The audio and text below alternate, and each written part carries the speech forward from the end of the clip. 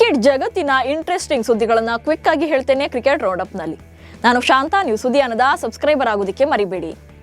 ಭಾರತ ತಂಡದ ಪ್ರಮುಖ ವೇಗಿ ಜಸ್ಪ್ರೀತ್ ಬುಮ್ರಾ ಚಾಂಪಿಯನ್ಸ್ ಟ್ರೋಫಿ ಟೂರ್ನಿಂದ ಹೊರಗುಳಿದಿದ್ರು. ಇದೀಗ ಐಪಿಎಲ್ನ ಆರಂಭಿಕ ಪಂದ್ಯಗಳಲ್ಲೂ ಕೂಡ ಕಾಣಿಸಿಕೊಳ್ಳೋದಿಲ್ಲ ಅನ್ನೋದು ಕನ್ಫರ್ಮ್ ಆಗಿದೆ. ಇದರ ಜೊತೆಗೆ ಬುಮ್ರಾ ವೃತ್ತಿ ಜೀವನ ಕೊನೆಗೊಳ್ಳುವ ಭೀತಿ ಕೂಡ ಎದುರಾಗಿದೆ.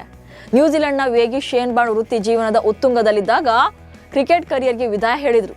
ಜಸ್ಪ್ರೀತ್ ಬುಮ್ರಾ ಈಗ ಎಚ್ಚರ ವಹಿಸದೇ ಇದ್ರೆ ನನ್ನಂತೆ ದಿಢೀರ್ ವೃತ್ತಿ ಜೀವನ ಕೊನೆಗೊಳಿಸಬೇಕಾಗಿ ಬರಬಹುದು ಅಂತ ಶೇನ್ ಬಾರ್ನ್ ಎಚ್ಚರಿಕೆ ನೀಡಿದ್ದಾರೆ. ವುಮೆನ್ಸ್ ಪ್ರೀಮಿಯರ್ ಲೀಗ್ ಸೀಸನ್ 3 ಟೂರ್ನಿಯು ಮುಕ್ತಾಯದ ಹಂತಕ್ಕೆ ಬಂದಿದೆ. ಈಗಾಗಲೇ ಟೂರ್ನಿಯಿಂದ 2 ತಂಡಗಳು ಹೊರಬಿದ್ದಿವೆ. 3 ಟೀಮ್ಗಳು ಪ್ಲೇ ಆಫ್ಗೆ ಎಂಟ್ರಿ ಕೊಟ್ಟಿವೆ. ಡೆಲ್ಲಿ ಕ್ಯಾಪಿಟಲ್ಸ್, ಗುಜರಾತ್ ಜೈಂಟ್ಸ್ ಮತ್ತು ಮುಂಬೈ ಇಂಡಿಯನ್ಸ್ ತಂಡಗಳು ಪ್ಲೇ ಆಫ್ ಪ್ರವೇಶ ಪಡೆದಿವೆ. 2023 ಹಾಗೂ 2024ರಲ್ಲಿ ಫೈನಲ್ ಆಡಿದಂಥ ಡೆಲ್ಲಿ ಕ್ಯಾಪಿಟಲ್ಸ್ ತಂಡ ಈ ಸಲ ಕೂಡ ಫೈನಲ್ಗೆ ಎಂಟ್ರಿ ಕೊಟ್ಟಿದೆ. Women's premier league play off ನಿಯಮಗಳ ಪ್ರಕಾರ ಲೀಗ್ ಹಂತದ ಅಂಕಪಟ್ಟಿಯಲ್ಲಿ ಅಗ್ರಸ್ಥಾನ ಪಡೆದಿರುವಂಥ ತಂಡ ನೇರವಾಗಿ ಫೈನಲ್ ಅನ್ನು ಪ್ರವೇಶ ಪಡೆಯುತ್ತೆ. ಅದರಂತೆ ಈ ಬಾರಿಯ ಟೂರ್ನಿಯಲ್ಲಿ 8 ಪಂದ್ಯಗಳನ್ನಾಡಿರುವಂಥ ಡೆಲ್ಲಿ ಕ್ಯಾಪಿಟಲ್ಸ್ ತಂಡ 5 ಗೆಲುವುಗಳು ಹಾಗೂ 3 ಸೋಲುಗಳೊಂದಿಗೆ ಒಟ್ಟು 10 ಅಂಕಗಳನ್ನು ಪಡ್ಕೊಂಡಿತ್ತು. ಈ ಮೂಲಕ ಪಾಯಿಂಟ್ಸ್ ಟೇಬಲ್ನಲ್ಲಿ ಅಗ್ರಸ್ಥಾನ ಅಲಂಕರಿಸಿ ನೇರವಾಗಿ ಫೈನಲ್ಗೆ ಅರ್ಹತೆಯನ್ನು ಪಡ್ಕೊಂಡಿದೆ. ಡೆಲ್ಲಿ ಕ್ಯಾಪಿಟಲ್ಸ್ ತಂಡ ಫೈನಲ್ಗೆ ಪ್ರವೇಶ ಪಡೆದಿರೋದು ಇದು 3ನೇ ಸಲ. WPL ಲೀಗ್ನ ಹಾಲಿ ಚಾಂಪಿಯನ್ ರಾಯಲ್ ಚಾಲೆಂಜರ್ಸ್ ಬೆಂಗಳೂರು ತಂಡ ಮೊದಲ 2 ಪಂದ್ಯಗಳಲ್ಲಿ ಜಯ ಸಾಧಿಸಿತ್ತು. ಆ ಬಳಿಕ ಸತತವಾಗಿ 5 ಮ್ಯಾಚ್ಗಳಲ್ಲಿ ಸೋಲನ್ನು ಕಂಡಿತ್ತು.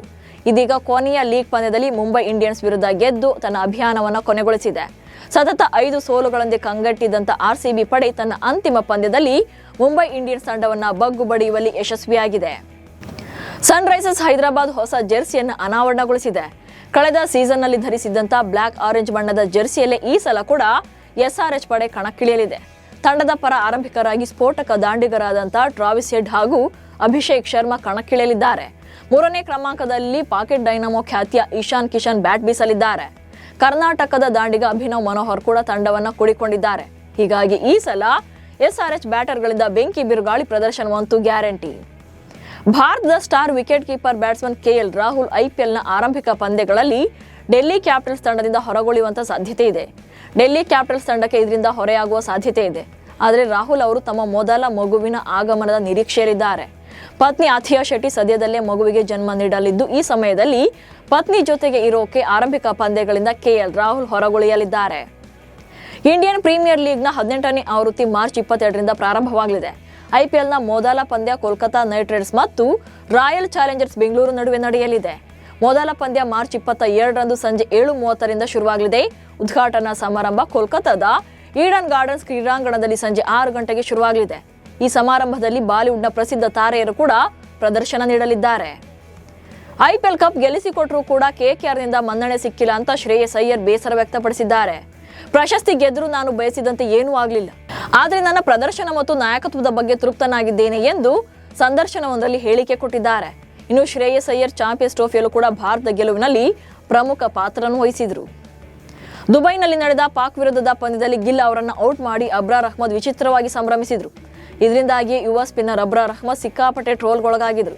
ತನ್ನ ವಿಚಿತ್ರ ಶೈಲಿಯ ಸೆಲೆಬ್ರೇಷನ್ ಇಂದಾಗಿ ಟೀಕೆಗೂ ಕೂಡ ಒಳಗಾಗಿದ್ರು. ಇದೀಗ ಪಾಕಿಸ್ತಾನದ ಆಟಗಾರ ಅಬ್ರಾರ್ ಅಹ್ಮದ್ ಅವರ ಸೆಲೆಬ್ರೇಷನ್ ನಲ್ಲಿ ಏನು ತಪ್ಪಿದೆ ಎಂದು ಕೇಳುವ ಮೂಲಕ ಟೀಂ ಇಂಡಿಯಾದ ಮಾಜಿ ಆಟಗಾರ ವೀರೇಂದ್ರ ಸೆಹ್ವಾಗ್ ಪಾಕ್ ಆಟಗಾರನಿಗೆ ಸಪೋರ್ಟ್ ಮಾಡಿದ್ದಾರೆ. ಟೀಂ ಇಂಡಿಯಾದ star wicket keeper batter Rishabh Pant ಅವರ ಸಹೋದರಿ ಸಾಕ್ಷಿ ಪಂತ್ ಉದ್ಯಮಿ ಅಂಕಿತ್ ಚೌಧರಿ ಅವರೊಂದಿಗೆ ದಾಂಪತ್ಯ ಜೀವನಕ್ಕೆ ಕಾಲಿಟ್ಟಿದ್ದಾರೆ. ಈ ವಿವಾಹ ಸಂದರ್ಭದಲ್ಲಿ ಟೀಂ ಇಂಡಿಯಾದ ಮಾಜಿ ನಾಯಕ ಮಹೇಂದ್ರ ಸಿಂಗ್ ಧೋನಿ, ಸುರೇಶ್ ರೈನಾ ಕೂಡ ಕಾಣಿಸಿಕೊಂಡಿದ್ರು. ಡೆಹ್ರಾಡೂನ್ನಲ್ಲಿ ನಡೀತಾ ಇರುವಂಥ ಈ ಕಾರ್ಯಕ್ರಮದಲ್ಲಿ ಧೋನಿ, ಸುರೇಶ್ ರೈನಾ ಜೊತೆ ರಿಷಬ್ ಪಂತ್ ಡ್ಯಾನ್ಸ್ ಮಾಡ್ತಾ ಇರುವಂಥ ವಿಡಿಯೋ ವೈರಲ್ ಆಗಿದೆ. ಇವೆಷ್ಟು ಇವತ್ತಿನ ಕ್ರಿಕೆಟ್ ರೌಂಡಪ್ ಸುದ್ದಿಗಳು. ನಮಸ್ಕಾರ.